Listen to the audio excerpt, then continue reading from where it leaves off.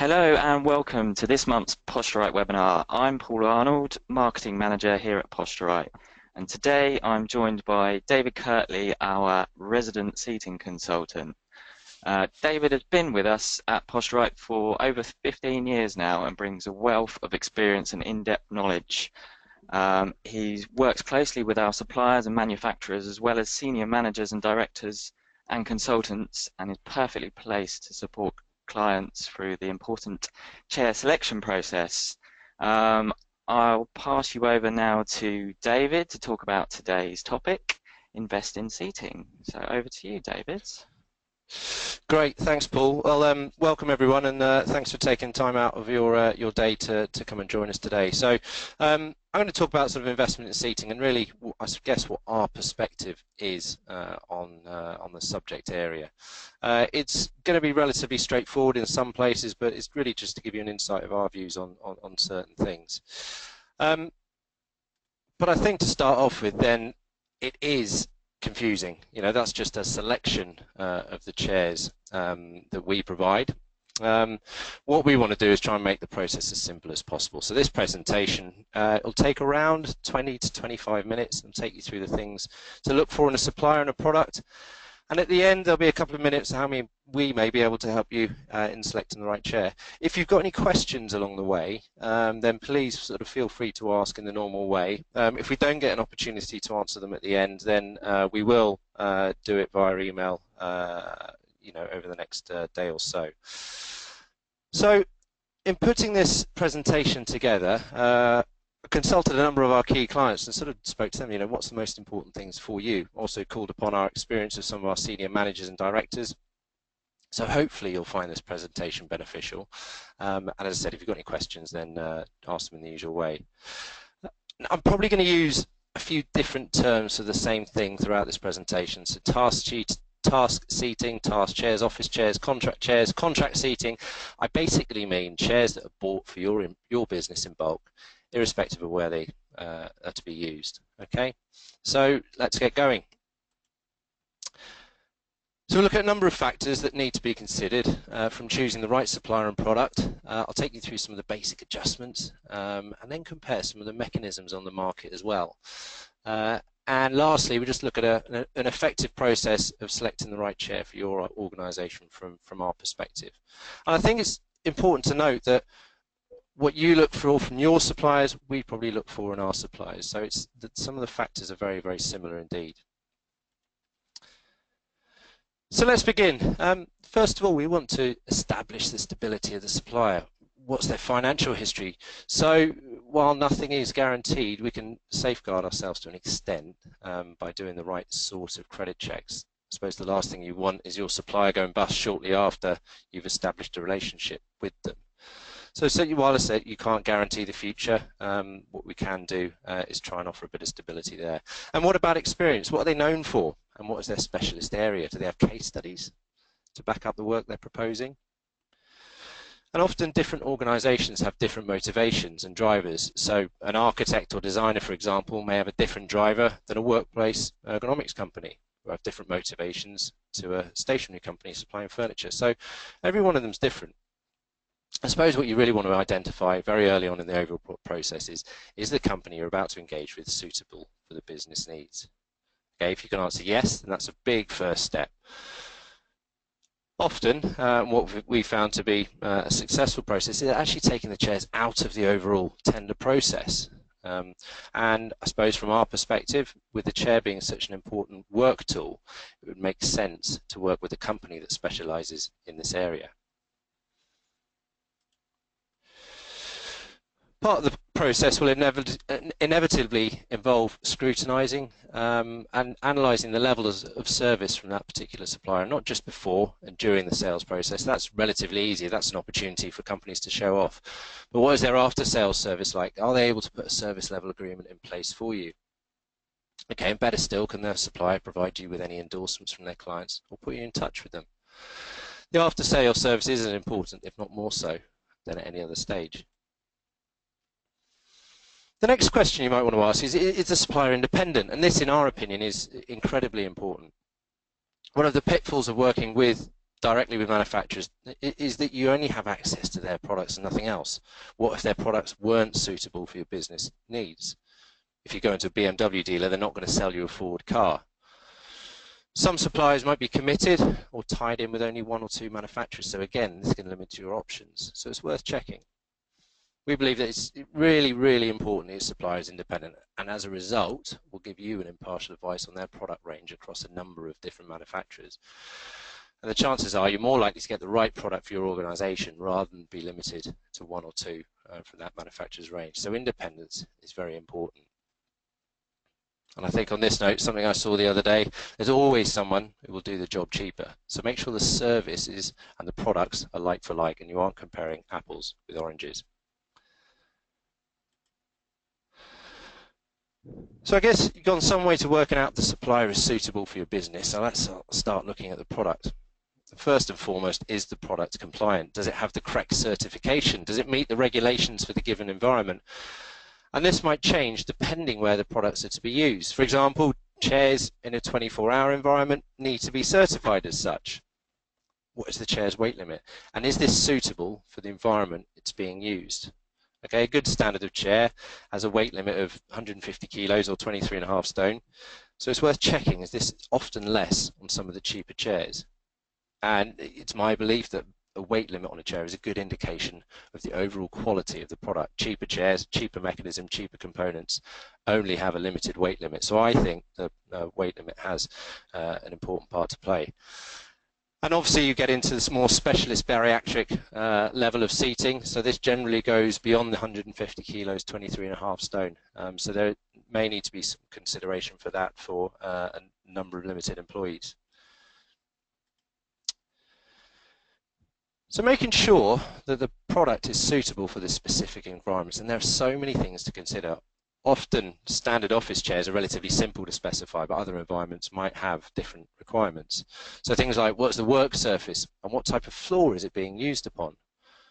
Does the chair need to meet clean room conditions, or does the fabric need to be cleanable?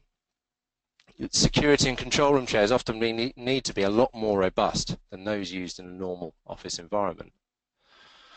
Is the chair going to be used in a hot desking situation, in which case you may want it to be easy to adjust between users and, as importantly, have suitable adjustments so that users of different size and stature can use the same chair. Again, if the chairs are going to be used at a reception area, bear in mind the height of that reception, and as it's client facing, does aesthetics become more of a priority? Okay, so these are just a few examples, but we're working through this, we can start to focus on the right chair for the business. Service levels will inevitably vary from one product to another, and even with the same supplier. We work with some suppliers who can work to a 2 to 3 day lead time on small numbers. Others might be as long as 12 weeks, depending where the product is made. So it's important to identify desired lead time for the project early on and communicate this with the supplier. They can then discuss all the dates and timelines for the project, so everyone then knows what to expect and when. And again, I guess following on from this, how quickly can top-up orders or replacement parts be supplied? If your company grows, how soon can additional chairs be put in place? And again, does the supplier or manufacturer keep stock? And can they respond quickly to these requests? Is the product adaptable for different users? Can you add or remove armrests, for example? Can you add a neck rest? Can you retrofit different size backrests or different size seats? Can you put a different length gas stem for taller users? Being able to adapt the chair can be really important. And again, going on from this, is it easy to repair or replace parts? Okay, and maybe a good example of this would be the seat. If an employee spills a drink on the seat and it stains, can the seat be replaced easily? Additionally, we've all seen it, piles of chairs in a skip or a refuse area where the seat fabric has worn through. Can you just replace the seat instead, or do you need to replace the whole chair? Okay, look in the supplier, do they have a team of technicians who can carry out this work as well? Okay, and inevitably products will get misused or occasionally break. So how can the consequences of all this be minimized? We work with some organizations, and can the product be maintained or serviced throughout its lifespan? Sometimes this can be done free of charge, but often it's a chargeable service. But this can be well worth it depending on the environment it's being used in. And then lastly, is the chair future-proofed? And I guess a good example is that what we don't want to do is buy a load of chairs for your business to find out 6 months later, as you need a few more, the product's been discontinued and no longer available, and nor are the parts. So it's well worth checking. Can the supplier give you the right reassurances that the product and parts will be available in the future?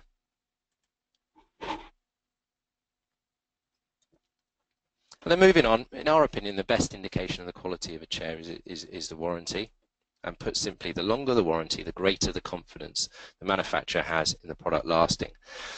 And I think, again, this is really important. Analyze the warranty as well. Identify what is covered and, most importantly, what isn't.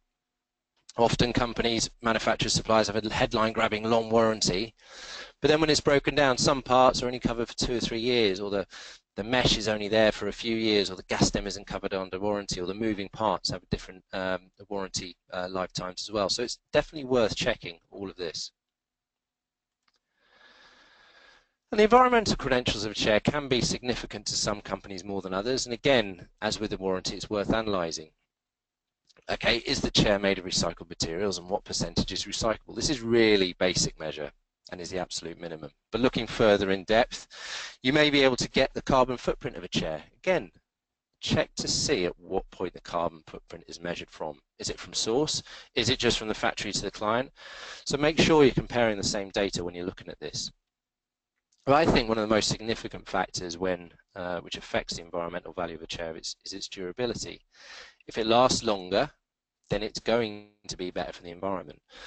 A chair with a short lifespan and needs to be replaced after a few years has a significant impact to the environment, no matter how much it's recycled or recyclable. Okay, one that lasts longer hasn't.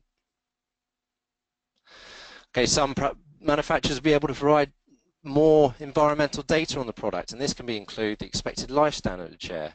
So in the case of RH or Hawg, the example there is that they're independently tested to about 15-16 year lifespan, as well as a 10-year warranty. So again, all this stuff is worth checking. So when it comes to seating ergonomics, we probably know this area better than anyone. And there are a number of factors that can affect the ergonomics of a chair. Firstly, is the chair adjustable? Can it be adjusted to a wide range of users? Okay, the chairs should be easy to adjust and should, where possible, be intuitive and require little instruction.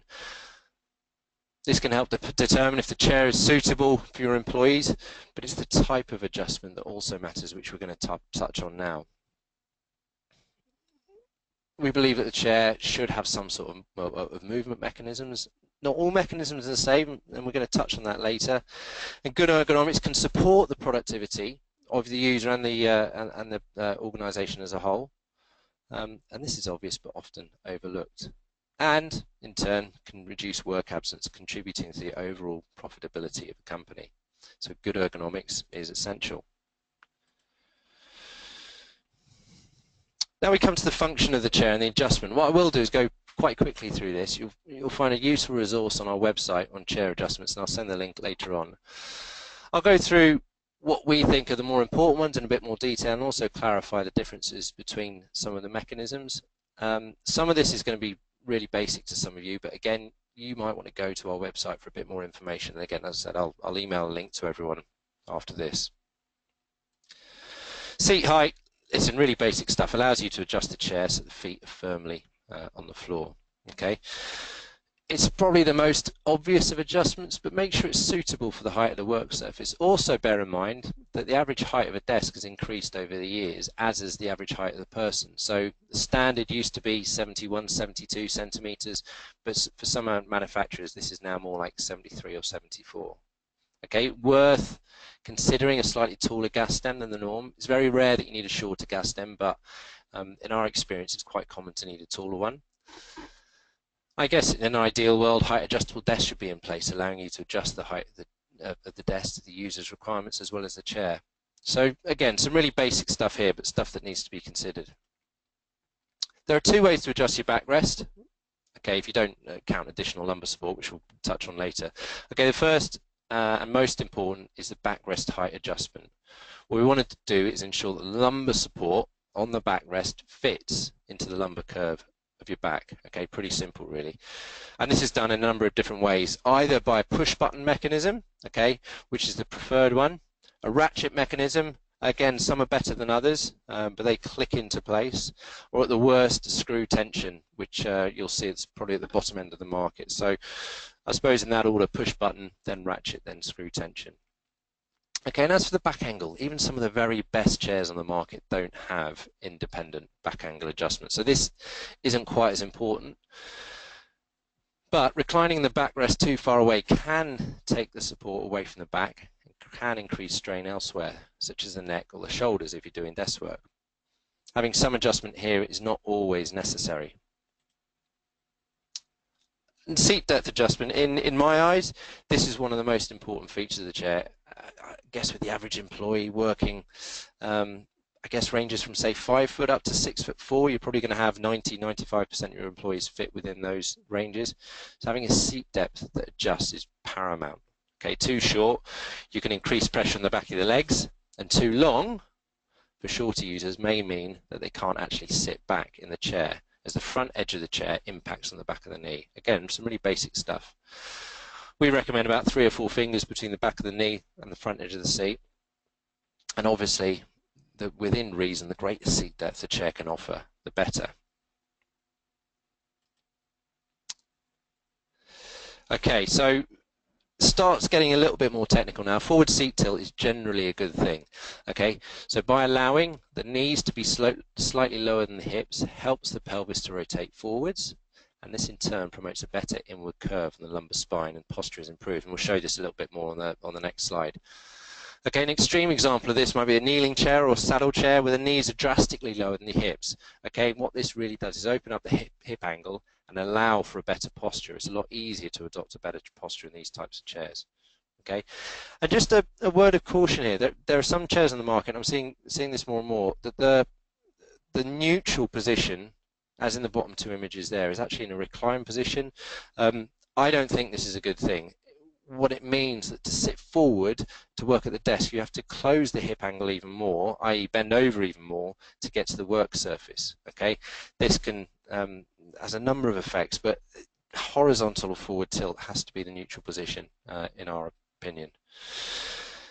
And as I said earlier, I suppose this gets a little bit more technical into what we're talking about.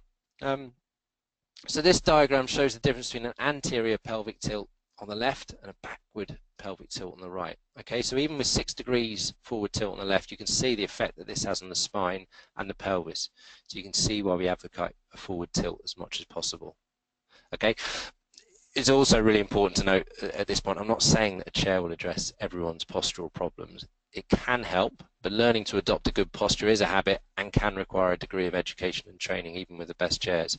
But I think there's some good examples there of the difference between a pelvis rotated forwards and a pelvis rotated backwards. So moving through, height adjustable armrests allows the vertical height of the armrest to be adjusted. And when positioned well, they can be a good thing. Okay, but set too far forward, they can tend to butt up against the edge of the desk, which in turn means that you don't sit as close to the desk, and you often need to lean forward out of the chair and lose any back support. But armrests should be adjustable, should be removable for those people who really don't get on with them. But without the necessary adjustments, they can cause more problems than not. Okay. Some chairs, such as the H05 from Hawg, allow you to swing the chair's armrest back and out the way, which makes these types of chairs ideal for hot desking. We spoke about lumbar support earlier, so have a look at the natural shape of the backrest. Some have a more pronounced curve and others are a lot flatter. Okay, but in addition to this, supplementary lumbar support can be added in extra on some chairs, and there's generally 3 ways of doing it. The first and probably more effective is the inflatable lumbar support, which is often built within the backrest of an upholstered chair. The second is additional panel, which can slide up and down. So this is often seen on mesh chairs in the top right there, which again is incorporated into the back of the chair. And as I said, not all chairs need this additional lumbar support, but it is worth bearing in mind. And lastly, neck rest. Badly positioned neck rest can be a problem and actually do more harm than good if it puts the neck into a poor position. So make sure it's adjustable in height and depth, and also it's possible to add or remove as necessary. Okay, some environments might have a greater need for them. usually security or control rooms or high intensity working environments. But ultimately, it can help the user to sit back, take the strain off the neck, so it can be very beneficial. Okay, again, when we start looking at the tilt the seat, we start getting a little bit more technical and approach to seating and the rocking mechanism. We'll come on to synchro and non-synchro in a moment, but let's just confirm the two tilt points of these rocking mechanisms. Okay, first is the knee tilt. Okay, as you see at the top there, which basically pivots from the front edge of the chair. Okay, this means that when the chair is reclined, the front edge of the seat doesn't raise, as in the central tilt, and the feet stay relatively flat on the floor. Okay. On the bottom picture is a central tilt, which generally tilts from a point at the center of the chair, just above the gas stem. And this means that as you lean back, the front edge of your chair raises. Okay, and there's two schools of thoughts here. Okay, the benefits of the knee tilt mechanism is that the front edge of the chair doesn't rise, and there is reduced pressure on the back of your legs as you recline in the chair. Okay. The benefits of central tilt mean that the calves have to work to push the chair back, and as a result, there is movement in this area, which aids circulation in the lower limbs and throughout the body. So I guess if there's the right sort of movement, we don't really mind, but movement is good, whichever way it comes. So there's two basic movements on a chair, one's synchro, one's non-synchro. So the next few slides will show you what synchro mechanism is and why we think the non-synchro mechanism is probably better. Okay, this is down to personal opinion, so you've probably got your own thoughts about this, but I suppose we'll just present our thoughts and feelings on it. Okay, so a synchro mechanism is a mechanism whereby as the seat tilts backwards, the backrest tilts backwards in sync. Okay, but usually a ratio of about 2 to 1. So that means when the seat reclines 1 degree, the backrest reclines 2 degrees. Okay, this ratio can vary from say 1.5 to 2.5, but generally it's about 2 to 1. Okay, and the problem comes from the backrest dropping away and opening up the angle of the hips, as we saw earlier. The back support is lost as the chair reclines backwards. Okay, as the back support is lost, the pelvis rotates backwards, and as this happens, the back flattens out to get the typical slouch position as you see on the right here. Okay, this isn't good. So what we want to do is allow the user to recline in the chair, but to slouch correctly. Okay, so that's what you see there on the right. So a non-synchro one-to-one mechanism, as the user reclines, the support is maintained on the user's back. The angle of the pelvis is maintained, and even this slouch position, the S-shaped, on the spine is maintained. So a lot better position to work from. Okay, this is what we call the correct slouch, and this is why we like it. So it's important to understand the differences, make your own mind up. We believe this is the best, and that ensuring back support is supported, okay, regardless of whether the user is slouched or not. Now, automatic mechanisms, there's quite a few around now, and personally I think they need a bit of refinement, the way they function at the moment. Okay, but most of these use a synchro mechanism, so a 2 to 1 ratio, and exaggerate it even more, so you've probably got a 2.5 or 3 to 1 ratio. Okay, so it loses the back support. Okay, others are even worse. So as the back reclines, the seat actually tilts forward, okay, causing the body to adapt to sort of couch potato type posture. Okay, one of the best automatic mechanisms I've seen is the H05 from Hawg, okay, where the back and the seat angle is maintained throughout, which ensures the back support is maintained throughout. Okay, it's a chair that's been around for sort of 15 or so years, but it does provide a very simple automatic mechanism which provides support in the right place. But over and above all this, okay, move, okay, stay active, and we cannot emphasize this enough. Move, encourage your employees to move as much as possible, and adopt an active working culture and see the benefits. Okay, I'll also send you a link to our sort of active working guidance after this. Okay, so while getting the right chair for your company is really important, you might want to consider height adjustable desks. But this is part of an active working culture. Okay, there is a separate webinar on this, okay, which may be of interest. So now we want to start looking at return of investment, and I suppose the perception is that a good ergonomic chair is expensive. Okay, compared to a cheaper chair, yeah, and you're comparing pounds to pounds, then yes, it can. But what I want to do is look at it as an investment rather than a cost, and I'll explain why. if we assume that buying a chair to help your staff be as productive as possible, and that is the one work tool that's used probably more than anything else, then it is certainly worthy of the investment. And so a good ergonomic chair probably costs around maybe £500 in the upper end. But if we go for £400 in this case, and we'll give you some very good ergonomic credentials, 10-year warranty, basically a very good, very reliable chair.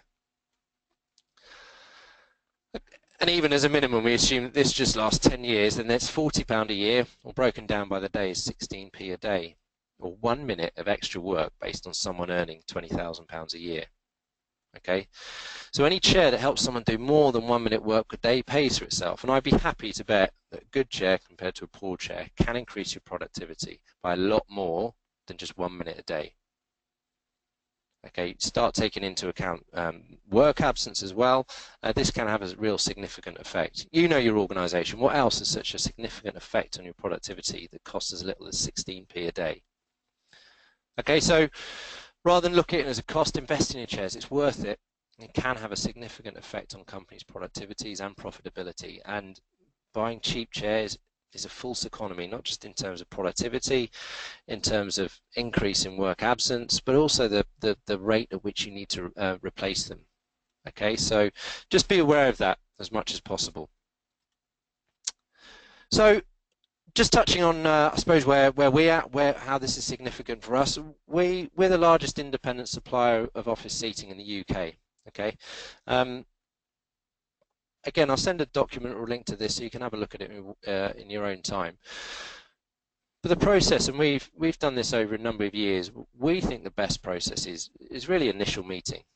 Okay, this can be as long as an hour, but really to get under the skin of what you're trying to achieve, asking the right questions at first can get better results.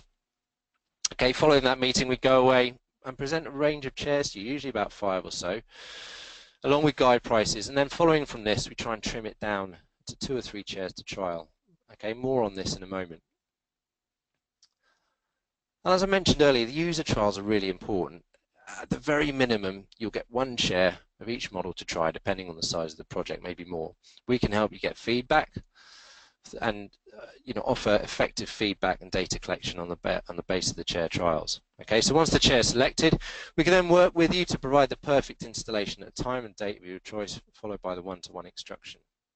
Okay, we can even collect your old chairs if you like as well. So that's the process that we've found to be most effective with the clients, and it's obviously going to alter from one client to the next. But just touching on the trial process, okay, this I think is one of the most important parts of it, okay, but it should be effective and it should be robust and it should be right for your company. Okay, we often see companies carry out what we call a canteen trial, which is really a lineup of chairs, often put in a canteen, hence the name, which is nothing more than a beauty parade and based entirely on the initial comfort of the chair. So someone comes and sits in it, likes the look of it, might be comfortable for 20 seconds or so, and that's it. Not a huge foundation to base their opinion on the chair upon. Okay, so it's important, in our opinion, to carry out slightly longer term trials, maybe with a select group of employees, maybe a small user group, and ask the supplier to be involved with this process as well. Are they happy to demonstrate the chairs to a group of people? And part of this process is identifying what is important to you as a company, what you're trying to work towards. Okay, fundamentally, you want these chairs to help increase the overall productivity of an organisation, so this should be the priority. So, as we draw to a close, there's finally just a few things to consider, what to do and what not to do. I mentioned earlier, taking chairs out of the tender.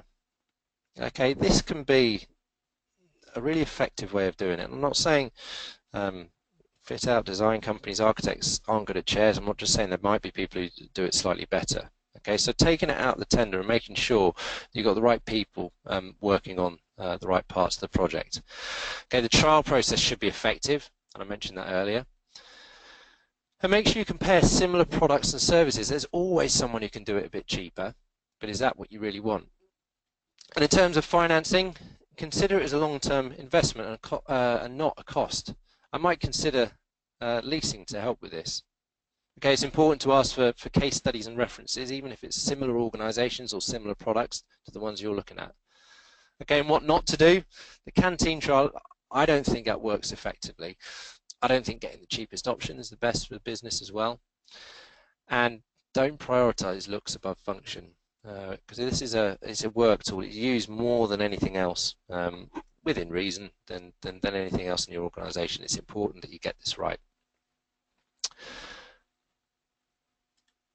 So that's it for now. I think we're sort of bang on 25 minutes there.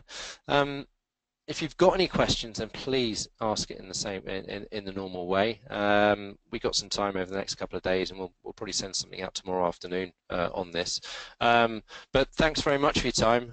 Really do appreciate giving you part of you giving up your day. If you've got any questions or you want to contact us direct, and there's my contact details there. But as I said, we'll contact you over the next day or so. Okay, many thanks, and we'll hope to hear from you soon. Excellent. Thanks a lot for that, David. Just following up from David quickly, we will record this session and it will be hosted on our website at posturite.co.uk/webinars, and you'll all receive follow-up soon with all the information that David's mentioned in his presentation. Thanks a lot, everyone, and enjoy the rest of your days.